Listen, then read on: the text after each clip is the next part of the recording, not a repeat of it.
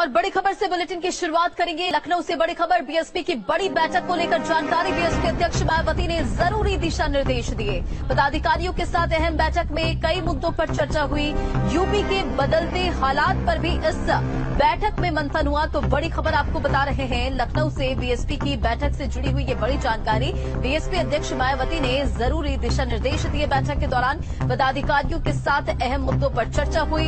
UP के बदलते हालात पर भी मंथन हुआ। पार्टी के जनाधार को हर स्तर पर बढ़ाने के निर्देश भी दिए गए। लोकसभा चुनाव को लेकर भी अहम दिशा निर्देश दिए गए हैं। पार्टी संगठन को मजबूत करने के भी निर्देश दिए गए हैं। और संवाददाता निखिल हमारे साथ जुड़ के सीधा उनका रुख करते हैं। निखिल, क्या कुछ जानकारी इस बैठक को लेकर सामने आ रही है? क्या महत्वपूर्ण दिशा निर्देश बीएसपी अध्यक्ष मायावती की तरफ से कार्यकर्ताओं को दिए गए हैं?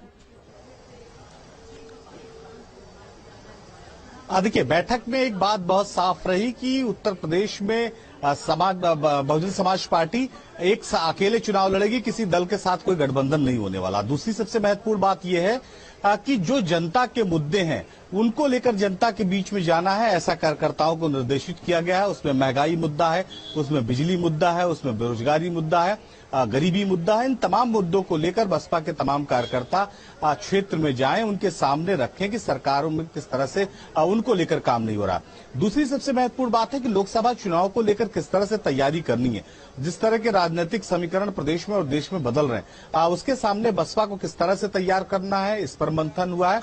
कई कार्यक्रम जो बहुजन समाज पार्टी की तरफ से चलाए जाएंगे, उनको जो है इसमें निर्देशित किया है बसपा प्रमुख मायावती ने। जिस तरह से अगर हम बात करें, जो कैडर कैंप ऑर्गेनाइज होना है तमाम जनपदों में, तमाम मंडलों में, उनको लेकर किस तरह से काम करना है, इस पर बसपा सुप्रीमो मायावती ने निर्देशित किया है। इसके साथ ही हम बात करें तो ये साफ कह दिया है बसपा सुप्रीमो मायावती ने कि जिस तरह का माहौल उत्तर प्रदेश में दिखाई पड़ रहा है जाति, धर्म और मजहब के नाम पर, ये ऐसे मुद्दे हैं जिसमें आम जनता परेशान है और लोग चाहते हैं कि बहुजन समाज पार्टी की सरकार वापस आए और कार्यकर्ता जो बसपा सुप्रीमो मायावती का जो निर्देश है उसको लेकर लोगों के बीच में जाएं।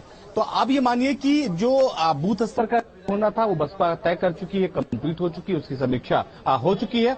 अब जो बारी होगी वो कैडर कैंप की होगी, जो तमाम जनपदों में कैडर कैंप लगाए जाने हैं। इससे एक बड़ा फायदा बसपा को हर बार चुनाव में मिलता है जो कैडर कैंप ऑर्गेनाइज होते हैं।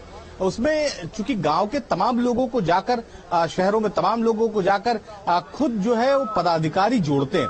यानी जो लोग बसपा के साथ काम करने के लिए इच्छुक हैं, बसपा के साथ जुड़ने के लिए इच्छुक हैं, उनको सीधे तौर पर जोड़ा जाता है। तो ये सबसे महत्वपूर्ण अगर हम कहें इस पूरी बैठक में निर्देशित किया गया है और इसी बैठक के तहत ये तमाम जो है वो काम कार्यकर्ता करेंगे। जी बाकी निकल, देखिए, बीएसपी अध्यक्ष मायावती हमेशा गरीबों, पिछड़ों को लेकर जो उनकी अनदेखी होती है उसे लेकर ट्वीट करते रहती हैं। विपक्ष पर भी निशाना साधते रहती है, सरकार पर भी निशाना साधते रहती हैं।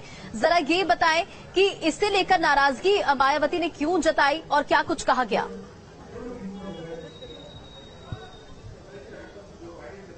देखिए, बसपा सुप्रीमो मायावती जब भी जनता से जुड़ा हुआ मुद्दा होता है उस पर वो जरूर बोलती हैं, चाहे वो महंगाई का मुद्दा हो, चाहे बेरोजगारी का मुद्दा हो, चाहे उत्तर प्रदेश में कोई अपराध का मुद्दा हो, चाहे बिजली की समस्या रही हो, हर समय उन्होंने मुखर होकर बोला, क्योंकि जनता की मुद्दों को वो समझती हैं।